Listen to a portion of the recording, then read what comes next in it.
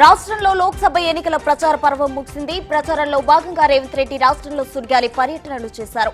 Party ప్రచారం మొత్తం తన భుజ స్కంధాలపై వేసుకున్నారు. ఏప్రిల్ 6న తుక్కుగూడలో జరిగిన జనజాతర సభతో తన ఎన్నికల ప్రచారం మొదలుపెట్టి మొత్తం 27 రోజుల్లో 57 సభలు, కార్నర్ మీటింగ్లు, రోడ్ షోలతో ప్రచారం హోరెత్తించారు. సార్వత్రిక ఎన్నికల్లో తమ ఓటు హక్కును వినియోగించుకునేందుకు తెలంగాణ, ఏపీ ప్రజలు సొంతూరులకు తరలి వెళ్తున్నారు. వీకెండ్ కావడంతో తమ సొంతూరులకు ప్రయాణం చేస్తున్నారు. దీంతో హైదరాబాద్ లోని బస్ స్టాప్లు, రైల్వే స్టేషన్లు ప్రయాణికులతో కిటకిటలాడుతున్నాయి. అటు సికింద్రాబాద్, నాంపల్లి, బేగంపేట్ రైల్వే స్టేషన్లలో రద్దీ ఒక్కసారిగా పెరిగింది. ఏపీకి వెళ్లే రైళ్ల దగ్గర జనజాతర కనిపిస్తోంది. ఎన్నికల ప్రచారం ముగిసిన వెంటనే చిత్తూరు జిల్లా పర్యటనలో ఉన్న టీడీపీ అధినేత చంద్రబాబు నాయుడు తిరుమల శ్రీవారి దర్శనం చేసుకున్నారు. ఈ సందర్భంగా ఆలయ అధికారులు ఆయనకు ఘన స్వాగతం పలికారు. స్వామివారి దర్శనం అనంతరం చంద్రబాబు తిరుపతి విమానాశ్రయానికి బయలుదేరి వెళ్లారు. అక్కడి నుంచి హైదరాబాద్ వెళ్తారు. ఎన్నికల ప్రచారం ముగింపు రోజు ఖచ్చితంగా శ్రీవారిని దర్శించుకోవడం చంద్రబాబు నాయుడుకు ఆనవాయితీ. గత కొన్ని రోజుల నుంచి చెవుల్లో జోరీగల్లా సౌండ్ చేసిన మైకుల మోత ఆగింది. అంతా నిశ్శబ్దమైంది. ఎక్కడికక్కడ ప్రచారాలు ముగిశాయి. ప్రచార గడువు ముగియడంతో ప్రచార రథాలన్నీ ఇంటికి పరిమితమయ్యాయి. అధికార ప్రతిపక్షాల మధ్య మాటల యుద్ధానికి తెరపడింది. ఆరోపణలు, విమర్శల పర్వం హద్దులు దాటింది. రాష్ట్రంలో రాజకీయ రచ్చరేపిన సార్వత్రిక ప్రచారానికి బ్రేకు పడింది. టీడీపీ, జనసేన, బీజేపీ కూటమిగా ప్రచారం చేయగా వైనాట్ 175 అంటూ వైసీపీ బైక్లు దంచుకొట్టింది. ఇక కాంగ్రెస్ పార్టీ పూర్వ వైభవం కోసం గట్టిగానే హోరెత్తించారు. సార్వత్రిక ఎన్నికల పోలింగ్ సోమవారం ఉదయం 7 గంటలకు ప్రారంభమవుతుందని ఏపీ ఎన్నికల కమిషనర్ ముఖేష్ కుమార్ మీనా తెలిపారు. ఆ రోజు సాయంత్రం 6 గంటల వరకు పోలింగ్ జరుగుతుందని చెప్పారు. అరకు పార్లమెంట్ నియోజకవర్గంలో మాత్రమే సాయంత్రం 5 గంటలకు పోలింగ్ ముగుస్తుందన్నారు. పార్లమెంట్ ఎన్నికల ప్రచార పర్వం ముగియడంతో తెలంగాణ రాష్ట్ర వ్యాప్తంగా 144 సెక్షన్ అమల్లోకి వచ్చినట్లు డీసీపీ రవిగుప్తా తెలిపారు. పోలింగ్ కోసం కట్టుదిట్టమైన భద్రతా ఏర్పాట్లు చేసినట్లు చెప్పారు. ఎన్నికల విధుల్లో 73,414 మంది సివిల్ పోలీసులు, 500 స్పెషల్ పోలీస్ విభాగాలు పాల్గొంటాయని వెల్లడించారు. 164 కేంద్ర బృందాలతో బందోబస్తు నిర్వహిస్తున్నట్లు పేర్కొన్నారు. తమిళనాడు నుంచి 3 స్పెషల్ ఆర్మ్డ్ ఫోర్సెస్, 7,000 మంది ఇతర రాష్ట్రాలకు చెందిన హోంగార్డులు ఎన్నికల భద్రతా విధుల్లో ఉంటారని తెలిపారు.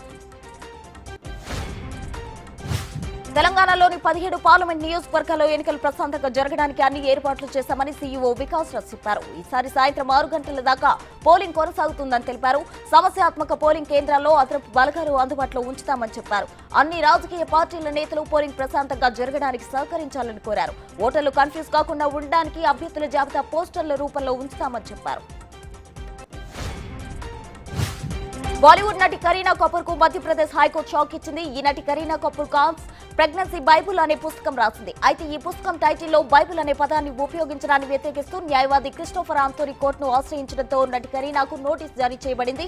ఈ కేసులో జస్టిస్ గురుపాల్ సింగ్ అహ్లూవాలియా నేతృత్వంలోని సింగిల్ జడ్జి బెంచ్ ఆమెకు నోటీస్ జారీ చేసింది. కరీనా కపూర్ పై కేసు నమోదు చేయాలని అడ్వకేట్ క్రిస్టోఫర్ ఆంథోనీ పిటిషన్ వేశారు.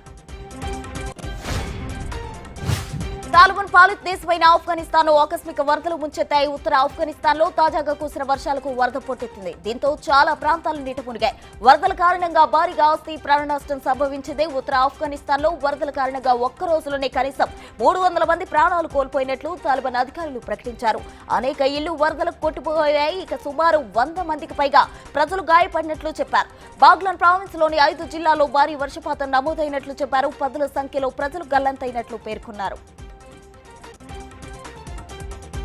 ఐపీఎల్ కీలక దశకు చేరుకున్న సమయంలో ఢిల్లీకి ఎదురు దెబ్బ తగిలింది. ఢిల్లీ క్యాపిటల్స్ కెప్టెన్ రిషబ్ పంత్ పై ఒక మ్యాచ్ వేటు వేసింది ఐపీఎల్ మేనేజ్మెంట్. 3వ స్లో ఓవర్ రేట్ కారణంగా రిషబ్ పంత్ వేటు పడింది. అంతేకాదు 30 లక్షల జరిమానా విధించింది. గతంలో కోల్కతా, చెన్నై జట్లపై స్లో ఓవర్ రేట్ కారణంగా పంత్ జరిమానాను ఎదుర్కొన్నాడు.